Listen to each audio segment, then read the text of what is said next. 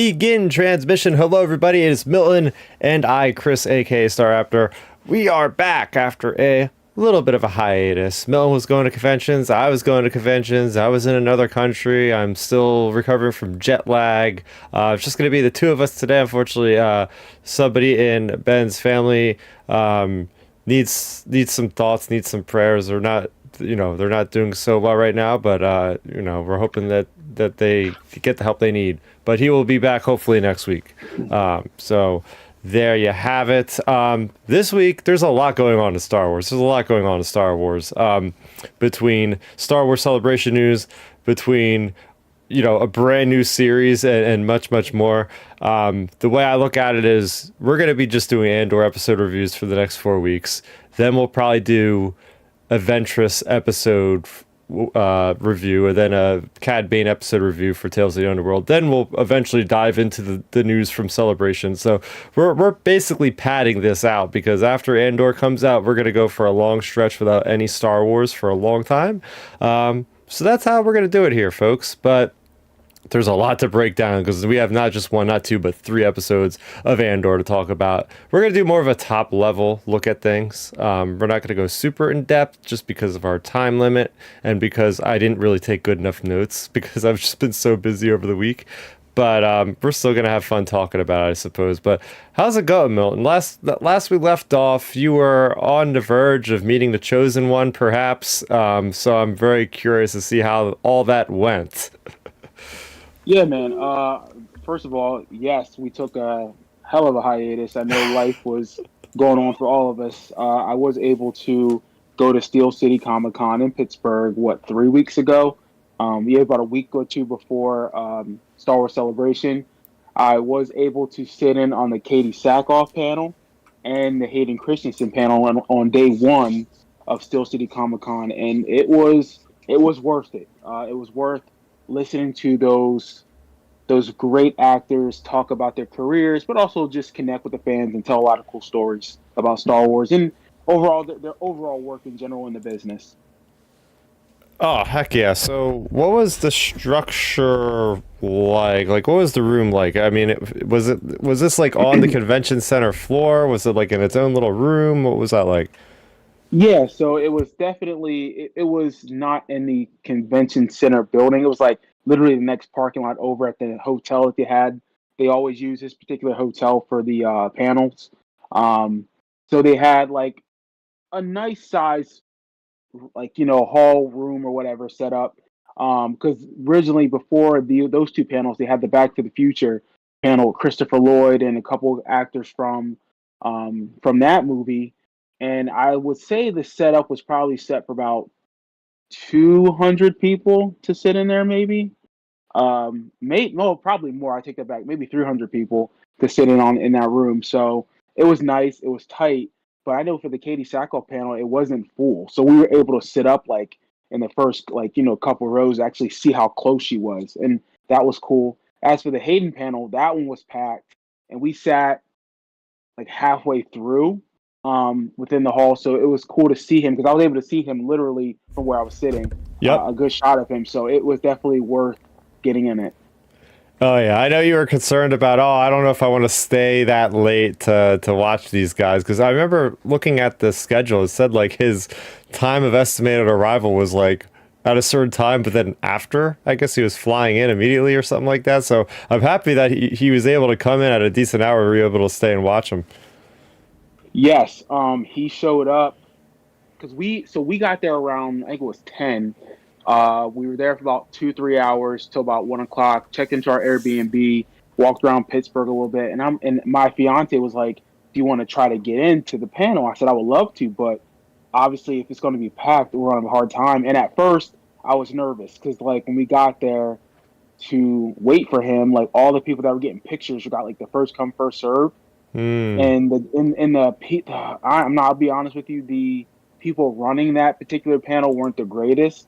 But luckily, once we got in, we're like, oh, they could have fit maybe 50 more people in here, and it worked out. Wow. Okay. Awesome. So, what was it like? Was it just like a Q&A? Was there like a person, just like a moderator asking questions? How did it all go? Like, Yeah, it was a Q and it was a moderator asking questions at first, and I like I told you in our group chat, this is the honest to God truth.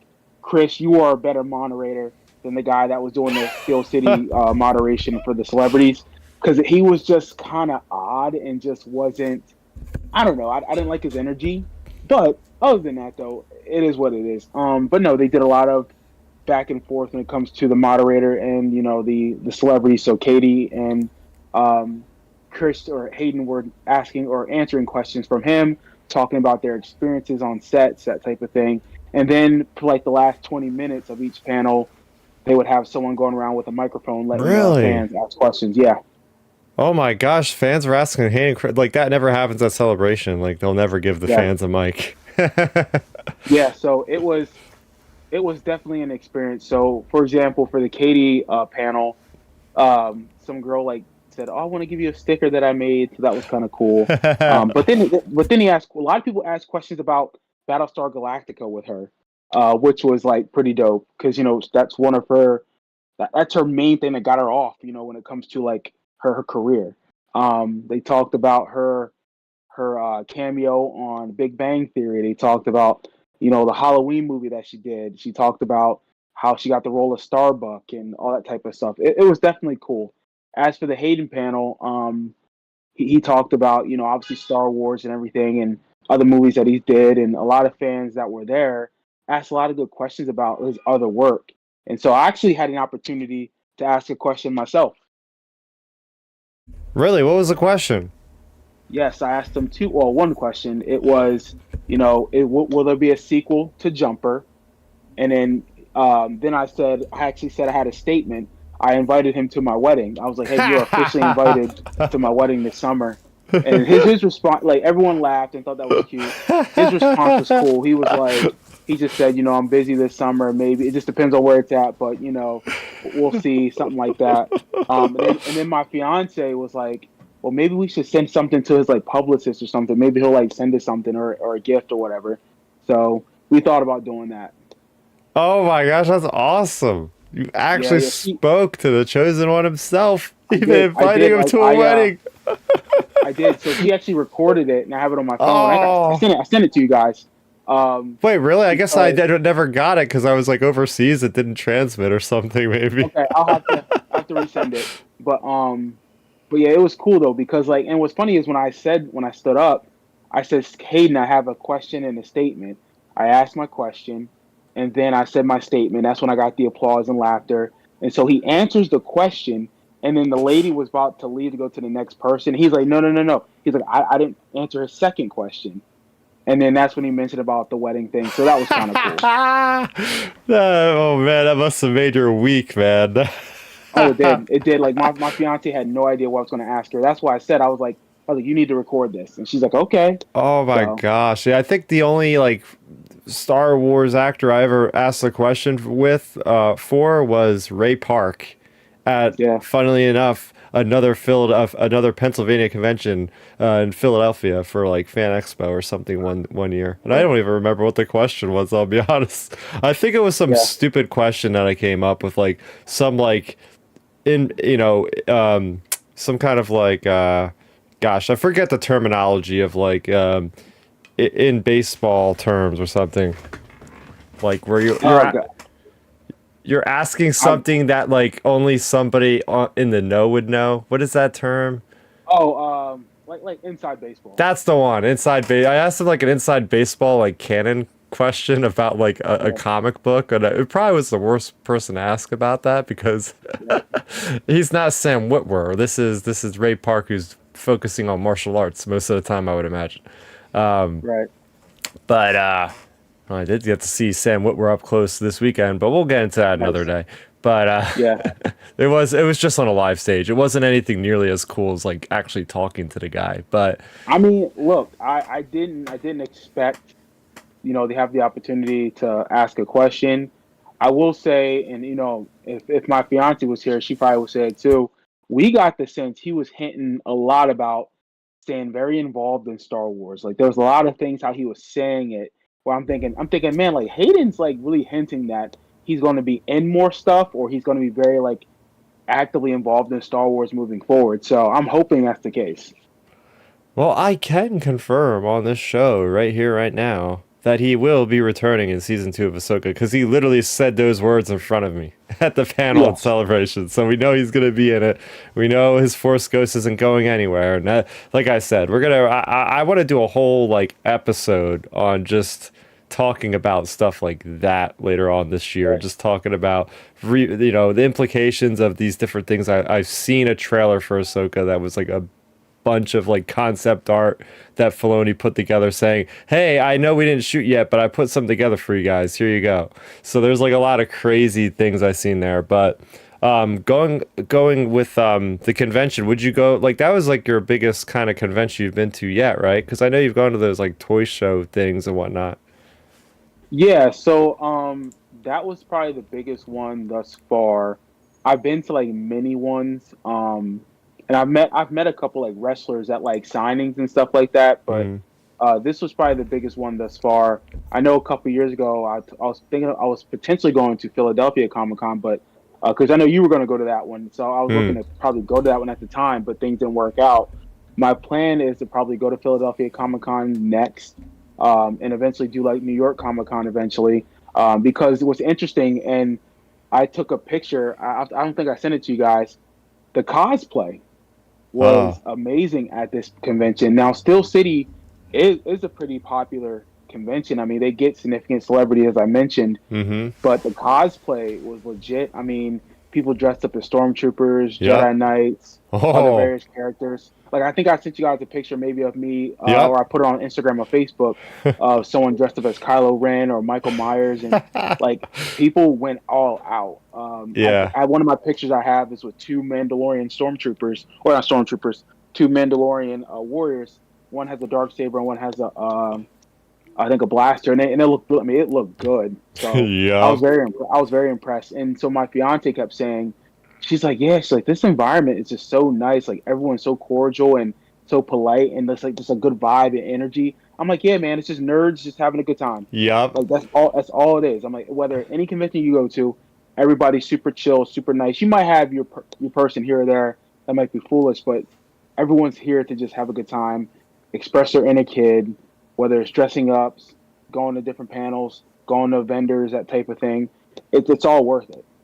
Yeah, no, that's exactly what I tell everybody too. It's just it's you get the squabbles online like we constantly say, but when you go to a place in person, that all goes out the window, and it's just, hey man, like I'm from this area, or like especially with like celebration, like, oh, I met a person from Philadelphia. Like there was a guy that was in line to get like some Japanese food from the food trucks, and the guy had a Markion Row helmet in his hand, and I Mm. approached the guy going, excuse me, like, are you Markion Row from the High Republic? And he's like, yeah, you're like the only person that got it so far. This is like day one. I'm like, awesome.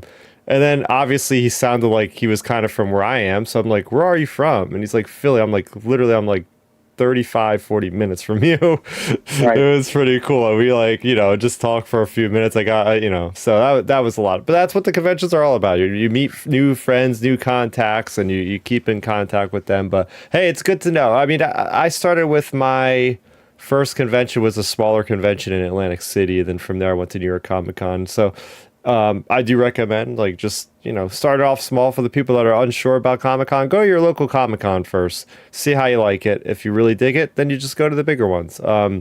Or Yeah, if yeah, and that's the thing. Like, because her and I discussed that because I told her, I said, eventually I'm going to go to more. I said, a dream would always be to go to San Diego Comic Con, and because I actually yeah, had to explain to her what all that meant, because a lot of this is new to her. So it's definitely a dream of mine to go to something like that. We talked about maybe doing, speaking of Star Wars Celebration and stuff like that.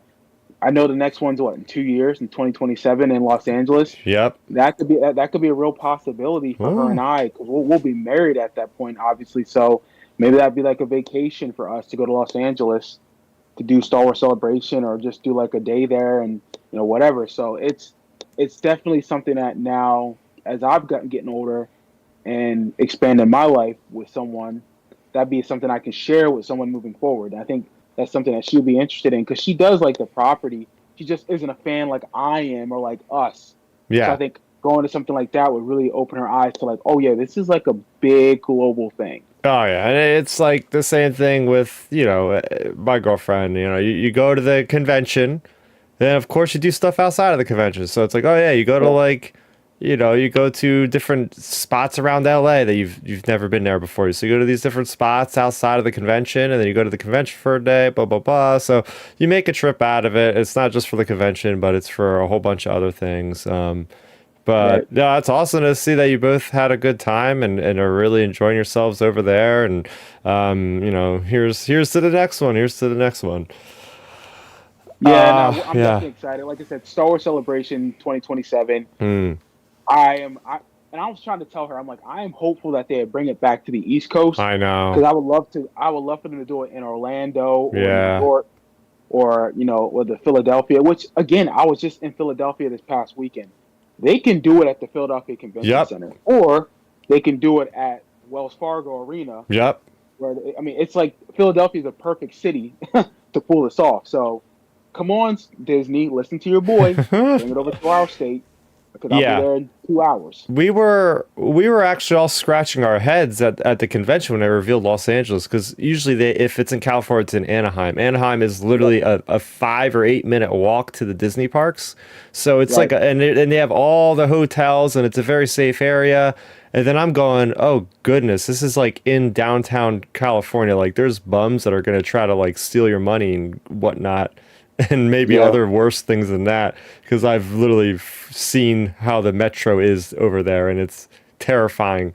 But from Right. other people, they told me this makes sense. They're opening the George Lucas Museum that's been constructed for years now. It's going to be opening in 2026, and it's going to be the 50th anniversary of Star Wars. So it seems like all those things are aligning for it to be like, okay, they're going to have it Yeah. they're going to have it so all the fans can go to the museum that just opens up, blah blah blah.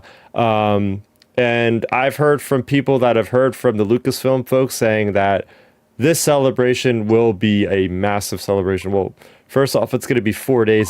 Japan was only 3 days this time around. So the fact that it's 4 days and it's 2 years away, they're going to be showing off the new movie Starfighter, because that'll be out like the next month. Who knows what other series they'll be talking about, because by that point, Ahsoka season 2 will already be out. So Right. and it'll be probably be a new Lucasfilm president. Like Kathleen Yeah. Kennedy is going to be stepping down and just being a producer at that point. So like there's going to be a lot of changes, I feel like, and a lot of exciting reveals.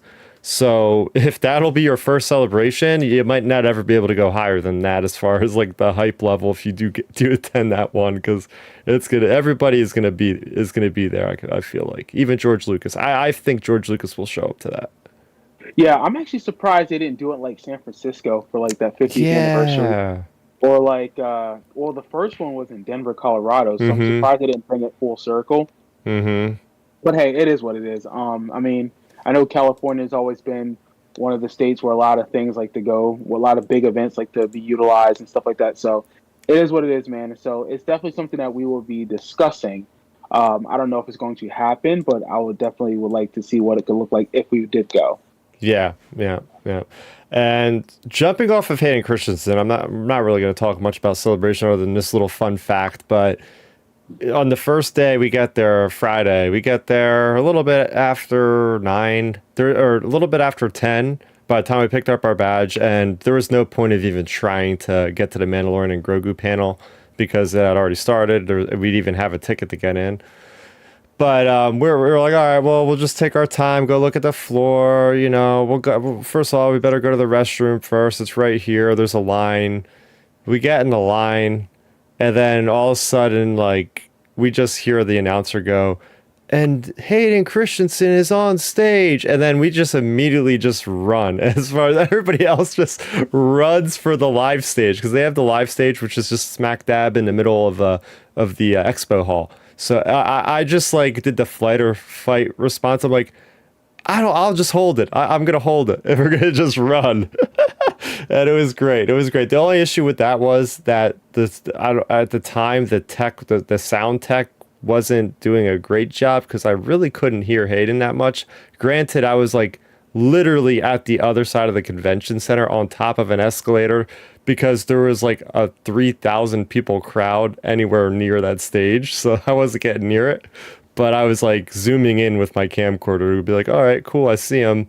We looked for a couple minutes, but it was like listening to the Peanuts. You know what I mean? Because it was like, I was like, okay, we could see him from like half a football field away, basically. But it was funny because like literally the next day, we're just walking through the convention center, and all of a sudden people start like kind of like running and stuff. I'm like, oh my god, is there like something like violence happening? Like I was like defense mode, like, oh my god, what's happening? Like people started scrambling around. And then all of a sudden, I noticed like there's these bodyguards, and Hayden Christensen's just like walking opposite of me, just like right by, smiling at everybody. He was like 10 feet within me. I'm just like looking at like crap, that was freaking Darth Vader walking right near me. That's crazy. That's crazy. So let me ask you this question, because I'm always curious about these events. Because obviously I was at a smaller con compared to you. The security when it comes to like the celebrities, what does that look like? I'm sure that has to be crazy how they set that up, or what that looks like in person. Well, yeah, he had like maybe like four bodyguards, but like everybody was respectful. Nobody, like none of the fans were like getting that. And it was interesting because the way that the convention, I've never seen it done this way, is off of the expo hall, you have like the main corridor, but they would have it divided. So traffic would go one direction, like a road, and then the traffic would go the other direction. But there'd be like a barrier in between. So he was on the opposite side. Like if I'm driving on the right side of the road, he's coming on the left side, coming toward me, but there's a barrier in between me and him. Okay. And he was surrounded. There was like maybe two guys in front of him and like two guys a little bit behind him. And that was it. Like there was nobody, there was like no fans even near him. Like it was pretty empty in the hallway at that point, but everybody seemed to be on the other side with me. And we're all like, oh crap, there's Hayden Christensen. But Okay. usually when it comes to like these conventions, I know like New York Comic Con and stuff, they actually have like behind the scene hallways and like little underground tunnels and stuff that'll like transport like the people, like the high profile celebrities, like so that like the main like the fans can't actually see them because they're like going through these other routes that you can't even get to between the stages and all. So it's like pretty sophisticated at least at the Javits Center in New York City. Okay. Yeah. I do want to shout out Tyler Smith. He is an artist over at Dark Horse Comics. He does the letterings for all the Star Wars Dark Horse comics. He is in the chat right now, and he's saying "Go Eagles." So there you go. Must be a Yes, Philly. sir. Must be a resident. I'm not sure if he's a resident of Philly or not, which would be funny because like I'm right here. He's often in our Go Birds. chat. Yeah, he's often in our chat over on the Star Wars Underworld when we do our weekly comics, which most of the time we're talking about his work as well because he's involved nice. with so many of them. So it's always fun to have him in the chat. So Yeah, go welcome, Birds, man, welcome. Go Birds. There we go, there we go. So yeah, that was a nice way to open up after several weeks. It was nice to catch up. And now we're gonna get into the full thing right now with Andor. Season 1, or not season 1, season 2, episode 1, 2, 3. This is going to be, I'll ramble off the episode titles. Episode 1 is called 1 Year Later. Episode 2 is called Sagrona Teema. Episode 3 is called Harvest. Oh, he's not in Philly, just come to love the team. Okay, cool. Hey, nothing wrong with that. I love it. Listen, I was just up there visiting. Well, I went there for a concert at the Fillmore with my fiance, and I had to visit my mom, who lives in West Philly. And like I said, I just love being in that city. I'm like 2 hours away from there, so it's like anytime I get an opportunity to at least go see my Eagles play or be up there, because I used to live there when I was a kid, I love it. So, Tyler, thank you for being an Eagles fan. You made a good choice. Apparently, a friend of the show, Milton, friend of the show, Chris Forsyth, who I ran into randomly on the show floor at Celebration. He's still in Japan, I think, right now, and he had put a post out on Facebook saying, "Hey, I'm at the Philly bar in Japan," and the guy there, the Japanese fellow, had like I think he had like an Eagles banner. And Chris was wearing his Eagles jersey, and I was like, nice. what the actual heck? Like, how do they know about Philly all the way over there on the other side of the world? Funny. So the concert we went to on Friday, The singer that we went to go see, his name is Miles Smith. He's a British singer who's from England. He had his own customized Eagles jersey made for the concert, and I'm thinking, you Oh, know what? This team just is just global. You know, this is why I love the Eagles. We can touch any part of the world, whether you're from Japan, England, Australia. I love it. So, yes, if you are an Eagles fan, that's a good choice you're making. Let's go. ah, look at that. We got Chris Forsyth, who's actually in the chat right now. If I'm doing my math correctly, it's like, what is it, like 8:30 in the morning there or something like that. So Yeah. quite early. Hope you're doing okay and staying out of trouble over there. But okay, so moving on here. Yes, we were getting sidetracked, but that's a good thing. It's a good thing. Good conversations here. We have the discussion of Andor. I'm rusty. I'm also jet lagged, so bear with me with the brain farts here and there. But I wanna see what your experience was. First of all, just experiencing this series. Did you watch all three episodes in like one sitting? Did you watch one and take a little bit of a break? How did that go? I broke them up in like a 2.5 day span. I think was it Wednesday morning. I watched episode one when I was at the gym slash at home in the morning getting ready. Episode two, I think I finished like that evening, and episode three, I think I finished like on Friday. So I was done by like Saturday when I saw all of them. Maybe yeah, I seen them all by Friday. Okay, cool. Yeah, for me, I made a movie out of it. It was the day I came back from Japan on Monday. I was in New York overnight with the girlfriend, and then I traveled eventually back to New Jersey here on Saturday or on Tuesday, which is the day it came out. So I started watching those episodes past midnight because at that point my body thought it was like noontime in Japan. So I was like, oh, I'm ready. I can stay up all night, watch these things. So I watched them all in one sitting. It's a pretty great experience. It was a pretty great experience being able to just watch three episodes that all tied into the same arc. I mean, we're used to that from the Clone Wars. That's how it was made to be doing it that way. But being able to watch them in one sitting was pretty freaking satisfying. Oh, and one fun fact here: I did watch the first episode with a live audience in celebration. I barely made it. I barely made it by the skin of my teeth. I had a ticket. I got the lottery or whatever for the panel, and I showed up about like 5 or 10 minutes late.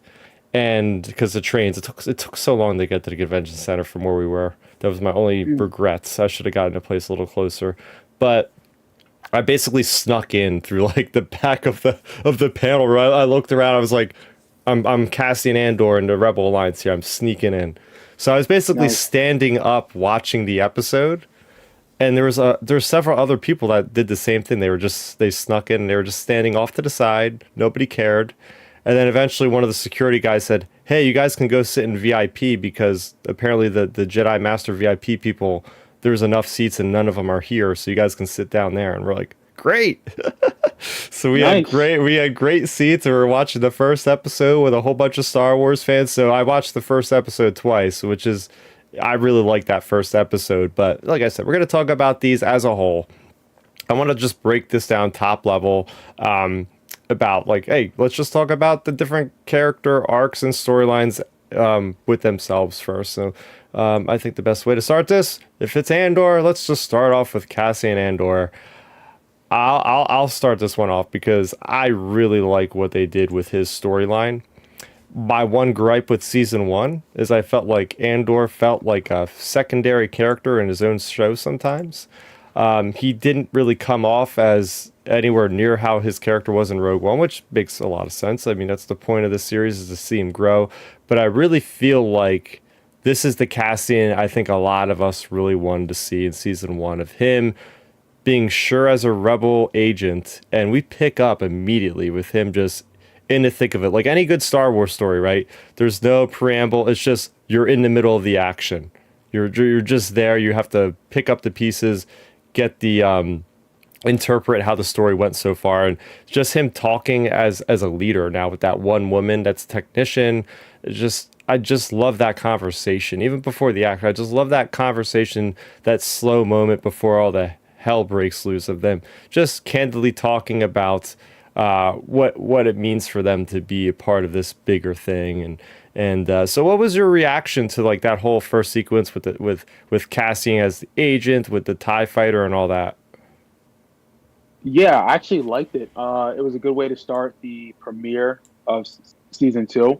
Um, I think the pacing was actually well done, and the easy choice could have been for him to get into the Tie Fighter ship and just fly off, and like everything's okay. Yep. I'm glad that they said like he's not a great pilot, or he's not a really a pilot at all, and he wasn't trained to fly that particular TIE fighter, so Yep. there were stakes. And I was like, okay, this is perfect because, a normal spy who probably doesn't have all the training or all the necessary tools with him would probably make a mistake, or it would be a struggle for him. And I loved how they showed, like, hey, this isn't going to be easy for what they're trying to accomplish. And I think that set the tone for that first episode and how it moved forward. So I was very impressed with that first that setup. I thought Cassian, you felt like this was now his show, Mm-hmm. especially with him having that first shot and them setting it up. So I was very pleased with it. Oh yeah, that was such a great way to start. I mean, you look at some other Star Wars stories and we go, "Wait, how do they know how to do all that like instantly? Like what?" So Right. I really appreciate that. This guy is not a Jedi Knight. He doesn't have like the perception of the Force to just know and have instinct to figure stuff out. This is just a normal guy, and that's what I love about Andor. Is just a very grounded, realistic show in that regard. And I absolutely thought that this sequence looked so good. Like you could Yeah. see the money on this. This held up with any other Star Wars movie recently. Honestly, it just looked so good. I'm about to say, like, the budget's insane. Like, I looked that up the other day. I think it was like over $600 million they spent. I think overall, like an entire show of the series. But it's like, man, they really spent a significant like movie budget, which makes sense because these films or this whole series looks like a movie. It's Mm-hmm. shot well. There's no cheapness about it. I think I think Tony Gilroy probably set the expectation to say, if you want me to make a quality product for this IP, I need the funds to do it. I need the Mm-hmm. freedom and the autonomy to really flesh out this world because this is a world that we really don't know too much about. Yes, we know the ending of where this is going to go, but we need to see how it all began. So I think Tony's like, listen, I need to be able to show what this universe looks like as an entirety, and the budget was warranted and it's justified. Yeah, I mean, you could tell like a lot of this is practical effects. Like that's an actual Mhm. like TIE fighter that they built on set, and just the different kind of weaponry with the visual effects. Oh my gosh, I'm pretty sure, dude, that TIE fighter might have like some kyber crystal laser or something in that thing, Yeah. like a miniature Death Star beam. This is a ship that's called the TIE Avenger, and it was from the original, I think, X-Wing game piece for Mhm. the PC. So they did reference that, but I mean, it's just like I know they took references from Kylo Ren's TIE Silencer or TIE Whisper, one of the two. I always get the two confused from the sequel trilogy, but it's a good design, and it's really cool to see that as like the linchpin, and we get to see Scion testing facility. Like I always hear about the Scion people that developed the TIE fighters and all, so it's pretty cool seeing just how dangerous of a planet. We get to see range troopers again. I love those guys from Solo Star Wars Story, the cold weather gear guys. So a lot of great little nods and references, and what it also brought too was a little bit of levity and a little bit of humor to the series, which is a very serious and very dark and mature series, as we'll talk about tonight. But it was nice to see that little bit of humor injected with him just like trying to get out of there. Just the stormtroopers Yeah. going, "What the hell is happening with this TIE fighter?" Yeah, it definitely didn't feel like the humor helped. I think it didn't. I think what's nice about it, the humor wasn't cheesy. It was perfectly timed to where it's like, okay, like from the audience perspective, you needed that piece of it.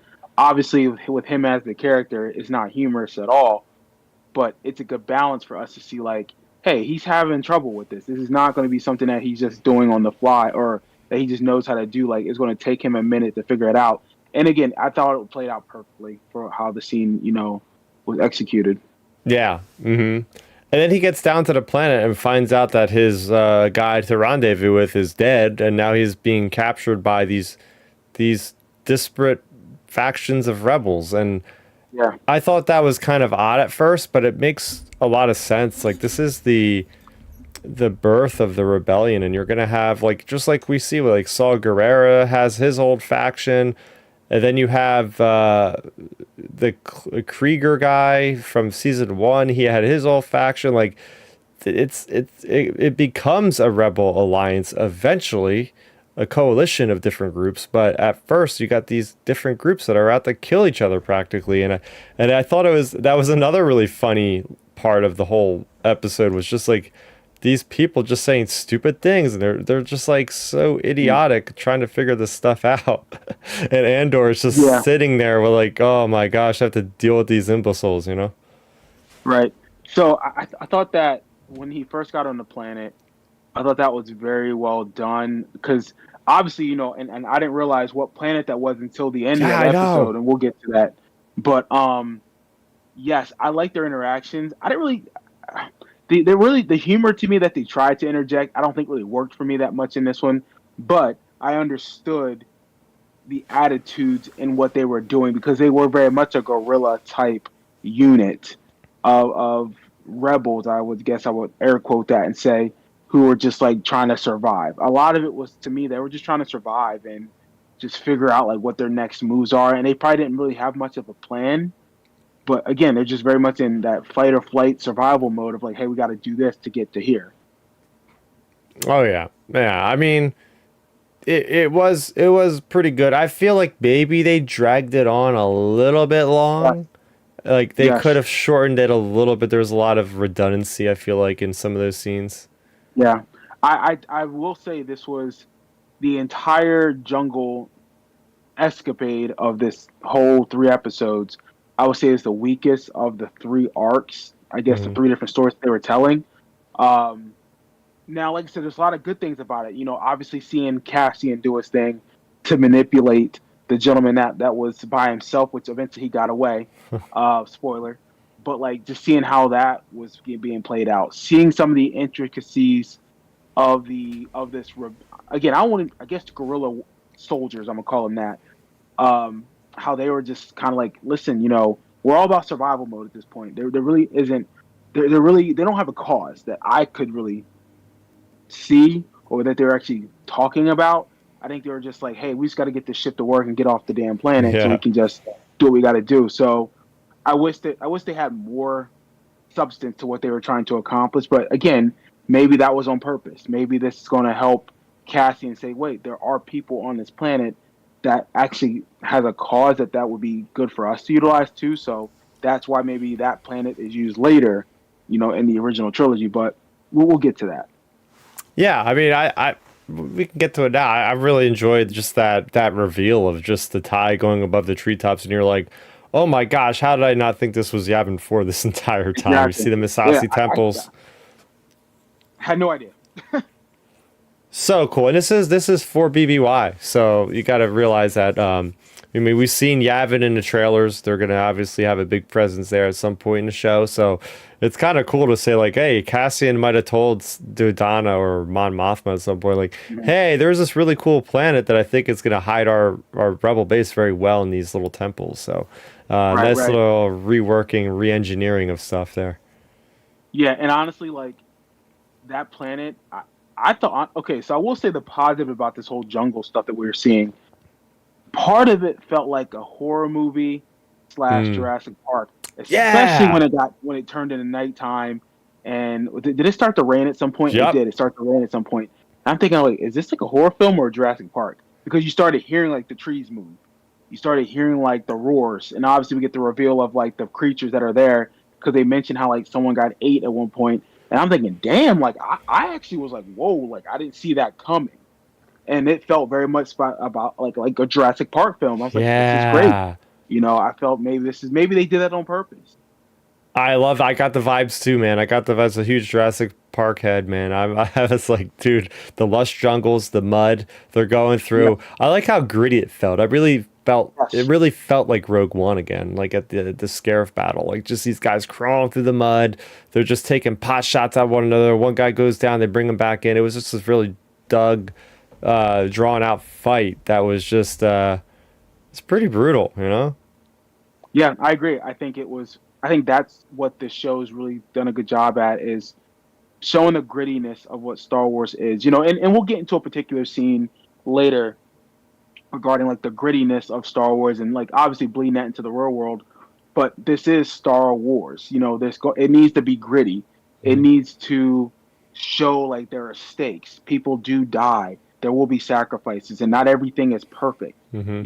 You look at some of the books. I mean, you talk like because people think the Clone Wars is very glorified in a lot of ways, and it's like if you actually read the books of the Clone Mhm. Wars, I think it was the Clone Wars novel. Like they talk about Huh. how like the one battles one of the bloodiest battles like in Star Wars, like in Star Wars history and in the Republic history or whatever. Like that's a gritty thing. That's very much real world or consequences. That when you read something like that, it's like, oh wait, yeah, this is Star Wars, so things will happen. So it's kind of nice that they brought some of that real world element into the show. Mm. I think it's time to transition. I don't know if this came next in sequence, but I want to talk about it next. Is Dedra Miro, her storyline. First starting off with, of course, director Krennic. I mean, Yeah, I didn't think I loved would see him in the first episode. That was awesome. loved it. Legit, he was probably he was my favorite part of episode one. I loved seeing him back. Ben Mendelsohn is born to play that role. It's like he never left it. I was kind of scared at one point when they showed that infomercial of was it Gore? What's the planet called? Gorman. Gorman. Yeah. And I'm thinking, what are they doing? But then I'm like, oh, I see what they're doing here. Like they're trying to mask like this, but they're really seeing like they need the fibers of the spiders and blah blah blah blah. Then I'm thinking, oh wait, when are they going to get the Kyber? Because that's going to be a big Hmm. element later. So I liked how they showed this. I'm like, okay, this works. Like I get it now. I love how he set it up. Like Yes. Krennic is so chilling in his own way. Like Tarkin has his ways, Vader has his ways, and honestly, I don't think we've seen Krennic this devious even in Rogue One before. Like he was just Exactly. pure evil because he's going over like, oh yeah, like we need to get this resource, this calcite or whatever it is, blah blah blah. The planet there's 8 population points and the planet could get cracked and well we'll just have to deal with them. Like he was saying it like so nonchalantly, like dealing with like 800,000 people, like that they're probably gonna have to get killed. Like it's Yeah. like, oh my gosh, like the way he just delivered the message. But like even before that he was like, you are the tightest circle, you in this room. Not if your supervisors don't know, it's because of I didn't give them authority and all this kind of stuff where it's like, oh my gosh, like what they're about to do is Yeah. not gonna be something that's gonna be good for the Empire if it gets out. No. Exactly. And I love that subtleness because he was like, pretty much he was saying, if anyone finds out about this, I know it was one of you guys. So keep your mouth shut. Like, and I'm thinking, yeah. Like, and here's the thing. You're right. This version of Krennic, I believe, was the same Krennic was in Rogue One. However, this was the most confident Krennic, I think, at this point, where he's like, "Hey, I'm one of the Emperor's people. Like, I answer to him." He was very clear to say, "I just met with the Emperor yesterday, Yep, and we were talking about X, Y, and Z." And I'm thinking, "Damn, how many people know Palpatine like that? I know. Vader, Tarkin, Thrawn, and maybe that's it." Like, you know what I'm saying? Like, so who else is messing with the Emperor like that? And for Krennic to be saying like, "I just met with old boy yesterday," I'm about that life. So what I'm about to tell you, keep your mouth shut. Yeah, yeah, yeah. And it's great because then we even get into Dedramir's head in episode Yeah. 2 and how she's like, I don't know about this. This is even rubbing me the wrong way as an ISB person here. Yeah. So I like to Yeah. see that inner turmoil in her kind of, and she's talking to Pendergast and he's like, this is going to be a promotion for you. This is going to be a good thing. It's going to be a good thing. She's looking at it almost like a de-escalation or a lower rank, Right. lower down the ladder, Well, but and here's the thing, though. I like the interaction between Deidre and Krennic because I think, oh, he says it. He's like, I knew you had an idea the moment you started watching this. He's like, so give it to me straight. And I think he sees the potential that she brings to the table as she's not like everyone else. Like she sees it completely different. I think that's why Krennic values her opinion and how she presents what she would do and working with like whether it's insurgents or with dealing with this planet O'Gorman. So I respect it. I think that was a very strong scene, a very strong narrative viewpoint to see how Krennic is and how he's able to view people. mm-hmm. Mm-hmm. And what'd you think about your favorite character in all of Andor being hooked up with Dedra in the Bro, apartment? okay. This is going to be my probably maybe one of two of my negative things about the show overall. You guys know I don't like this serial guy. I can't even say his name right because I don't like him. His mother's the worst. Uh, when I first saw him, I'm thinking, why is he in the show? I legit said it again, and I'm thinking, okay, maybe they're going to do something different with him, and he just didn't serve a purpose for me. I'm thinking, oh my god, with this shit again. But his mother, the interaction between Deidre and his mother, and I was like, okay, that's fascinating. Yup. But is this going to be a thing? Then it took me a minute to remember. Oh, he was really into her, so they actually are a thing. I'm thinking, okay, I didn't realize she's capable of actually like having love like that. Yeah. But I can see it working. I can see this relationship being a thing, and I can see how Deidre has made him, I think, a little more confident, which I think hopefully will strengthen his character moving forward. Um, but again, I still think he's kind of a waste. But we'll see what happens. I'm still going to give it a shot. Hopefully he turns it around for me. Yeah, I But I liked how. still don't like him. Yeah, I get you. I get you. I know. I think most of us are scratching our head. What is his purpose? When are they going to reveal what his purpose truly is? But for right now, I'm enjoying just the idea of like these two kind of evil people like being in perfect sync. Like they're both like really precise about what they do. Like he's moving like the fork in the right position, and she's trying on these different clothes. It's like she smiles for like that 1 second. Just it's like Yeah. okay, and it's just I like the drama of the scene of her just like meeting the mother, and the mother's like not gonna shake her hand and just gonna be just doesn't have a filter at all, and she just straight up like reams her a new one Yeah. when Cyril leaves the room. It's just like oh crap. Yeah, I respected that. I love that. I think that set the tone for. I think Deidre really is going to give him confidence. I think because I think Deidre sees a lot of potential in him. I think that's where, as an audience, we don't see it yet, but obviously the character has a different perspective on him, and I think she sees the value he brings. I'm sure like there's something there that we're just not seeing yet. Yeah. Yep. Yep. Well, we'll see 1 year later in a couple of days, see what happens. Moving on to now your favorite character, I think, Mon Mothma and Gorgeous. Sandrilla, and seeing Sandrilla in live action for the first time, seeing Yeah. this culture with all their unique customs now, with this whole Yeah. marriage ceremony between Lita and I forget the I guy's forget the son's name. the Yeah, son's name. you only got what maybe got three shots of him in this whole Yeah. episode or two. I didn't really see him much. Yeah, but I really liked how they introduced her from a filmmaking perspective. Like, I think it was like a one-shot camera move where it was just like her making her way through this, like the different like greetings of the people coming in off the ships, and it's like she says hi to Vel, and it's like a very fast-paced thing. She's like, "Did you see who's here?" And then she walks right by her. It's like that spy kind of stuff where she's Yeah. saying a few words, going to the next person, and then you see. I like how they folded in the characters of like Luthen Rail. They folded in Clea in there. Tay was in there, so you see like all these wheelers and dealers of who is like funding, the Rebel Alliance, and how Right. slippery a slope it is to deal with these people, all while trying to appease to your daughter, who you're basically sacrificing in a way to just like fund the rebellion. And just I like seeing the kind of what's the word? You get to see her, Mon Mothma, as like kind of vulnerable. That's the Yeah, word. She's like vulnerable, just like her daughter was in that situation, because she also was married off to Perrin at a young age. So now she's able to see that with her daughter, but then her daughter's like kind of in the same shoes she was, you know? So it's kind yeah. of tragic to see that transpiring through these 3 episodes as things get worse and worse and worse.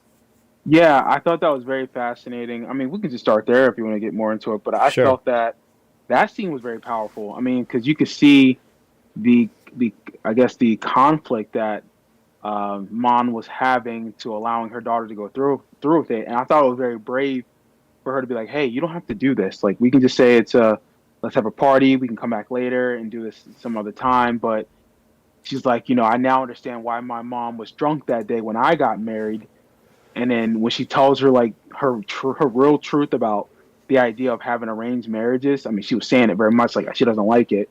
And her daughter's like, "I wish you were drunk too." And I'm thinking, Yeah. damn, I like, wow. like that's. I was like, oh, like this Yeah. mom's trying to act like this mom knows you probably don't want to do it, but then now that I think about it, this kid grew up in this, and so she's probably thinking, well, I want to. This is always something I dreamed about doing. But again, her daughter's not like Mon Mothma. I think Mon Mothma is obviously very independent. She sees the world differently. That's obviously why she's one of the leaders of the rebellion, the founding leaders of it. Um, so I thought it was a very powerful scene, and I love Mon Mothma's character, obviously. But throughout these 3 episodes, to see the tug and I guess the pull and tug, the back and forth she goes through between Yeah. Luthen and who's that guy that probably likes her that who was also funding this stuff. Tay. Yeah, see her go back and forth with those guys and dealing with her husband's BS. It's like I'm surprised she doesn't just like you know just jump off her bridge because she's been Yeah. like dealing with so much crap, and I'm thinking there's no way I can be a leader of the rebellion and like try to hide it well. Well, that's the thing. Like, Genevieve O'Reilly does such a great job acting because you can like see it in her face, like the stress and the Yes. tension.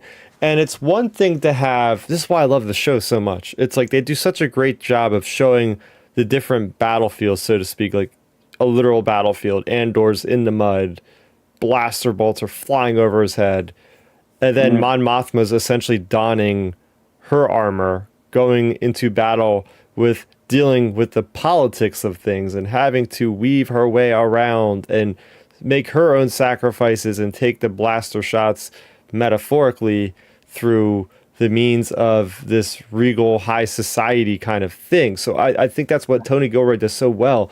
And he's cutting the scenes in between them as well. So it's like fast paced. And touching on Perrin, I do want to mention about Perrin, her husband. That speech was really good. Like, I actually felt like I have some sympathy for the guy for the first time in this entire series when he's talking about, hey, it's going to suck at first dealing with this, but you're going to find your happiness from time to time with your person, and that's what you got to focus on. Like, I thought he had like some really wise words that were actually pretty like wholesome when he was giving that Yeah. speech. Yeah, I agree. I mean, I think initially he was still being a dick at Yeah. first because he mentioned like, "Oh, you're going to see your boyfriend or something." And she's like, "What are you talking about? Like, we're just like we're close friends." So I'm thinking, okay, it's the same old BS from last season. Yeah. But yes, I think that speech was very touching. It really spoke a lot to how that culture is. Um, and can we just say the whole wedding ceremony? I liked it. Like I thought it was kind of cool. Yeah. Like I never saw something like because we've never Yeah. saw a Star Wars. We've Yeah. never seen a Star Wars wedding ceremony. Yes, we saw Anakin Yep. and Padme get married, but that was very traditional looking to what we know in our world. But to see it from an actual cultural of Star Wars wedding, I'm thinking this is kind of dope. And I can see other people trying to like literally, people on Instagram probably start doing this, maybe taking that and making that like part of their ceremony and their wedding, especially Star Wars heads, because we can't help ourselves. Yeah, well, it had something to do with the knife. They got the knife and then they cut the braid. It's like almost like the Padawan braid or something like that. Yeah. He's like, you can Yep. keep it. I don't need it anymore. Like whatever. And they were speaking in like the Chandrilan tongue. Like that Yes. was, I did make note of that. I did really like how they fleshed out this whole other side of Star Wars that we've never seen. And that's what this show does so well is like it's constantly giving us a lens at things that are we take for granted. We're like, no, wait, we've never seen that side of things before. That's Right. interesting. Yeah.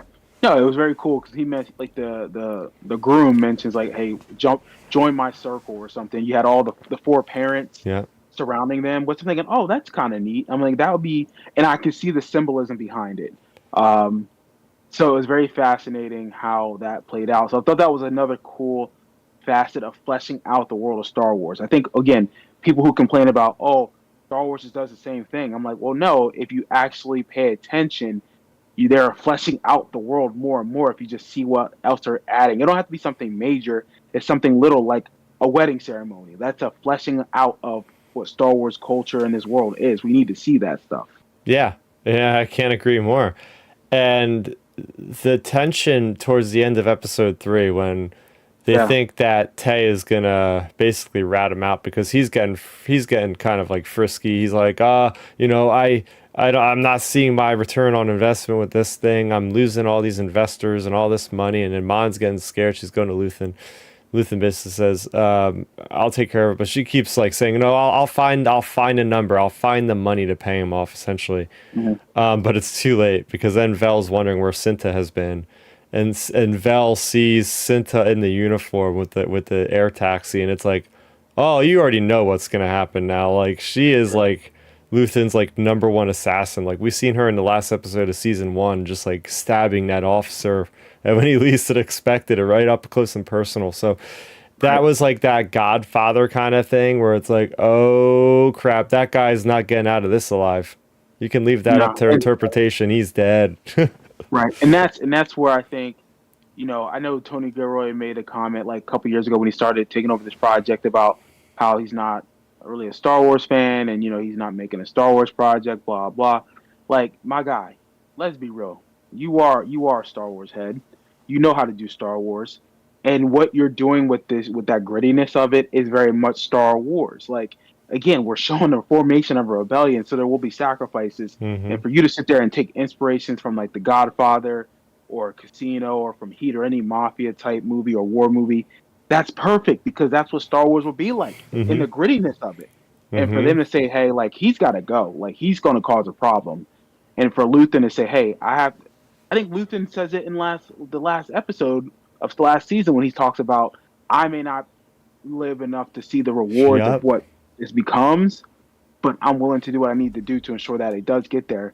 That's what he's doing here, and I love it. Like that's consistency for his character, for the narrative, and for what Star Wars and the formation of this rebellion should look like. This guy's a threat. He's going to pretty much rat us out because he's losing money. Get rid of him. I mean, honestly, you'd have to. We're in that Hmm. position. We have to do it. It's the hard choices. It's the hard choices Yeah. to make, and that's what you got to do. But yeah, you said it perfectly. This is how rebellions are built. We seen in Rogue One, and I think all of us were shocked when we seen Cassian kill the informant on the Ring of Caffeine. The guy's going, "Oh, Saul Guerrero's got something," and he's like, I can't let you live now because your leg's broken. You're gonna get caught by the stormtroopers. You got to go." And he just kills him right there. Ever since that moment, that opened the door to what Andor is now. That level of grittiness of a rebel killing another like supposed good guy kind of thing, that just opens the door wide open now. And that leads us into grittiness of our last arc, unless there's other characters you want to talk about after these ones. But with Bix and Will and Brasso on the planet that's I thought for sure was Dantooine is Mita or something like that, Mina or Minor or something like that. The wheat planet where you have the Empire that's just heckling all these people to say we want your grain for the Imperial War Machine. And I mean this is the most like relevant storyline you could ever make with what's going on right now. So definitely has a lot to say. I know some people really don't want to have Star Wars hit that close to home, But Right. I mean, in a way, George Lucas was doing that back in the 80s and the 70s, especially with Return of the Jedi. It was one of the bigger things with the Vietnam War, the Viet Cong, and the Ewoks, and all those sort of things, the insurgents and whatnot. So we're seeing that. We're seeing fascists displayed as, well, fascist in this case. And they are, doing things that you would never think would be done in a Star Wars anything. Mhm. So it's not the easiest to talk about because I know that it is triggering for a lot of people. Right. But I think the way they handled Bix with that situation of the sexual assault, I feel like it all comes down with execution and how they respect the characters in that situation. And Right. she came off as a strong character the way that Leia came off as a strong character when she choked out her slave captor of Jabba the Hutt, right? Like Right. it's the Yeah. same parallel that I kind of seen back in the 80s with that film. So of course Right. it's not exactly the same when she literally says rape in the wording, but I feel like if she didn't say that, that would be a disservice to her as the actress and as the character in that situation if she didn't mention a word. But again, it was kind of like a, oh my gosh, they said that in Star Wars, like kind of thing. So I was okay with it, but I want to hear what your perspective on this situation is. Yeah. So, I mean, for those who don't know, my current profession in real life is I work with children and adults and like in the child welfare department. So I see this all the time. Like when it comes to whether it's adults or kids, going through like being assaulted physically or sexually or whatnot. So I have an understanding of this. So talking about this doesn't make me uncomfortable. So I just want to put that disclaimer out there. Um, so when I heard about this, I think it was first from the group chat. You guys talked about the discussion that Tony Gilroy made comments about it because people were giving him shit about putting this type of scene in it. So I was thinking, okay, let me just watch the scene first to see how it plays out. I watched the scene. Honestly, I felt the way they shot it was very appropriate. It wasn't crass. It wasn't over the top. It was very much hinted upon what was going to or what this character wanted to do to her. Mm-hmm. Even how he approached her before all this happened. Like Mm-hmm. you can see how he was looking her up and down. Pretty much, he's very much undressing her every time. I mean, that's an evident thing. You watch the scenes of this imperial officer talking about, oh, where's your husband? Oh, he's off planet. Oh, he's not worried about you. What do you mean? Like, and then he's like, well, just blah blah. You could see how he's looking at her. He was looking at this girl like she's a piece of meat and she's a piece of property that he wanted for himself. Okay, that happened. You look at again, we're in a Star Wars universe where war is happening, rebellion is forming. Look at history of the entire world when it comes to warfare in general. Things like this happens in these situations because these men do evil things or women do evil things when they're in these situations of desperation, separation from human element. They're very much caught up in the lifestyle of being a military person or a military head who's been going through these things. That's evident. Look at Vietnam, look at Mm-hmm. World War One and Two, look at Desert Storm, look at the war with Iraq. You read these stories of these soldiers, men or women, doing these things to prisoners of war, doing these things to people who they invade their countries. All that it happens. It's not something that's hidden. You know what I'm saying? So for Tony Gilroy to bring that element of this imperial machine pillaging these farmers and whatnot to take their resources, but then having some of these bad apples of imperial officers saying, hey, you know what? It's been a minute since I've had the touch of a woman. I'm gonna see what I can do about that. And I felt it was shot well appropriately and it didn't feel out of place. I think a lot of people's issue with this is because it's Star Wars, it's fantasy, it's for kids. I get that, but this is also how TV has evolved in the last 20 years. It makes sense because, again, this is a very gritty type of Star Wars. I didn't feel it was bad. I didn't feel it was uncomfortable. I didn't feel that it was inappropriate. I understand why people would get offended by it. I felt it was fine. I felt that the way they portrayed Bix in that situation was beautiful because she didn't take it. She Mm-hmm. fought back. Mm-hmm. And it's not like they took clothes off. No one took any clothes off. Mm-mm. He was very physical with her. He was trying to physically assault this woman, but the way she responded made sense, and I loved how they shot it. And I felt it was not over the top in the sense of what people were trying to portray it as. Um, and now I might offend some people. I think some people are just very soft, unfortunately. And I'm not trying to say this to anyone that going through that like that. I get that. It happens. I'm not saying that to those people. I'm saying that people just wants to start shit just to start it. That isn't right. Like that's not what he's trying to do. And I think Tony Gilroy showed the power of people fighting back, and that's a brave thing to do because not Mm. everyone who's been through that situation is willing to fight back. And this Mm. girl fought back and defended herself. Yeah, and not to mention this poor girl. Literally in this sequence or this arc, she's still dealing with PTSD a year later Yes. of being Yes. like mentally assaulted or whatever you want to say with the Yeah. torture devices she was going through with the other doctor guy.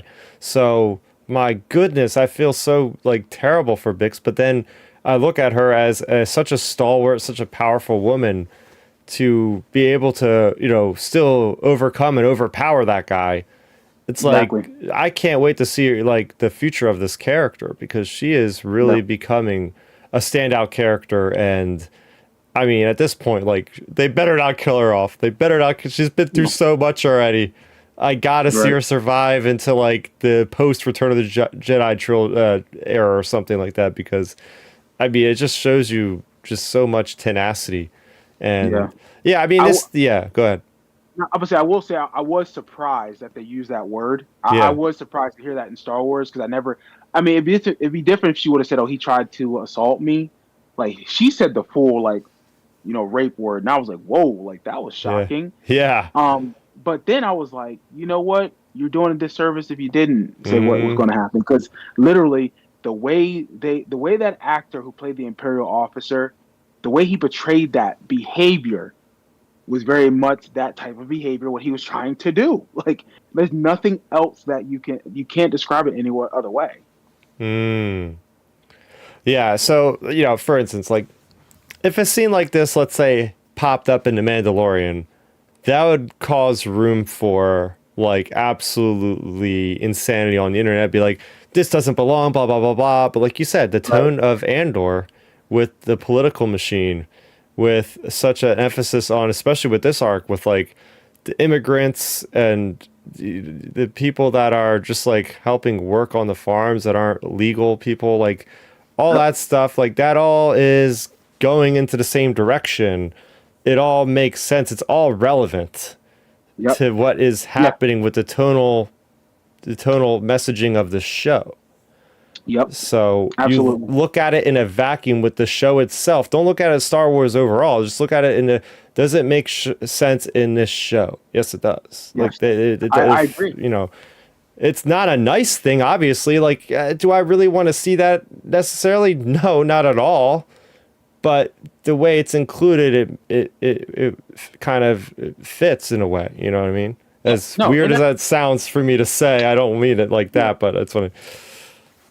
I mean, look at all the shows that are on TV now where we never would think that'd be in it. Like it happens, unfortunately. I mean, and again, like this isn't. And look, maybe the question people are upset about this is like, oh, well, my kids are watching it with me, and it's like, okay, I get that. And were we warned?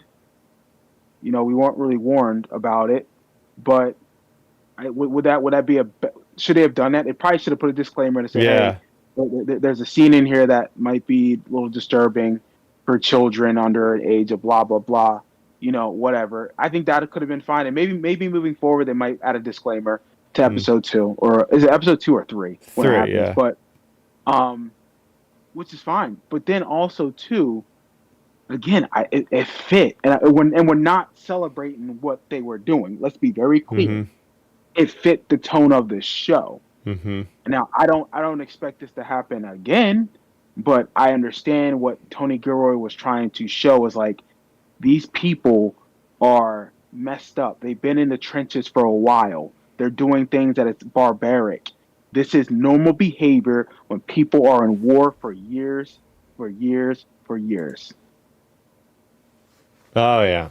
Oh yeah. That's where my mentality went as well.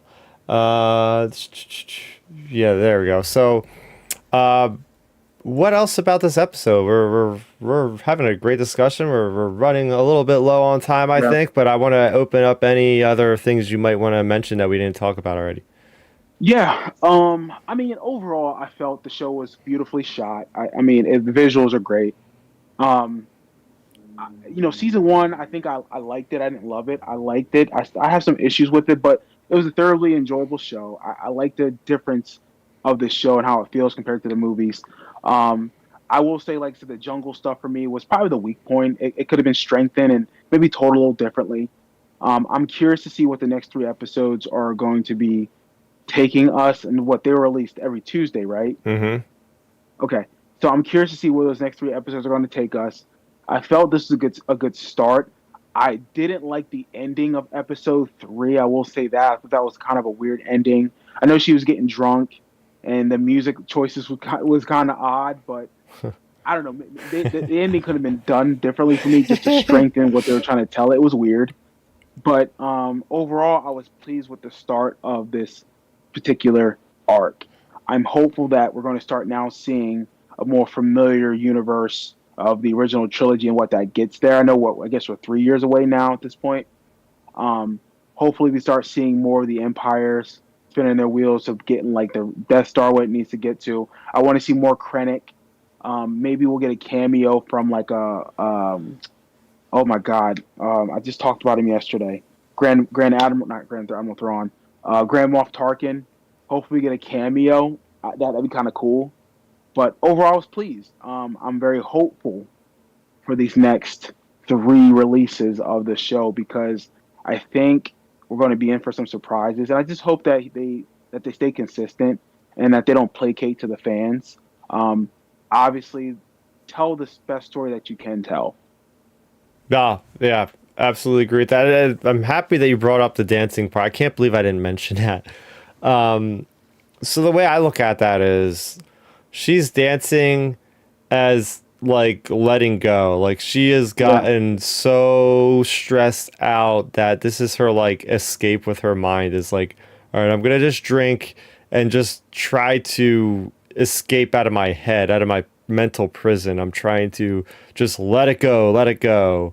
And that's kind of like, yeah, but I do understand because also like the music was going over like terrible moments like with Andor and Brasso and I think at yeah, one point where it was like why is there cheery music or whatever like with yeah, him like trying to like placate like just comfort his friend that just died or whatever it's like huh. yeah. It was weird. Like it was like a weird like EDM music. I'm like, what? I'm Yeah, like, what is this? I'm like, there's. I mean, I'm sure there. Look, there are clubs in Star Wars. Let's be real here. There's alcohol in Star Wars. We've seen it. But like at a wedding for this type of wedding, I just don't see that music being a good choice. But hey, it's whatever. I do like that droid and I'm sure we're gonna see that droid at the next celebration party. Like that little like Death Star droid just like a DJ. I Yeah, gotta see the 501st people put that thing together and put it at their next party for celebration. Have that in the middle of the dance floor. Play that music. yeah. I think that song, I believe, is the same song or a different rendition of the song from season one at the beach when Andor gets arrested for like doing nothing. Like there's Mm, that music was playing, but it was like a different octave or something like that. Somebody said that online or on the yeah. Star Wars website, whatever. But yeah, I agree with you as well. I really did dig these three episodes. The jungle scenes were weird, but I think the show is getting even bolder than it was for first season. I think that now they got the full. I think with the second season, Lucasfilm has full faith in Tony Gilroy to just have the creative freedom to do what he wants, to do what he thinks is best for the story. And unfortunately, a lot with Hollywood these days, you don't get that kind of freedom with these creatives. They are stricken behind all this minutia and micromanagement by the executives that have to placate the shareholders and all this kind of nonsense where Lucasfilm and Kathleen Kennedy, everybody's like, no, Tony, here's the money. Just go ahead, do the vision that you have in your mind. And I feel like that's coming true. We're seeing, again, most important thing, we're seeing Andor coming in to be Andor. We're seeing the leader of this, the namesake of this show, finally getting something to do with the rebels, like actually being a rebel agent, actually being an inspiring leader, which is great to see. We're seeing Mon Mothma doing her own battle, but in her own way with the different people that are surrounding her in the politic field.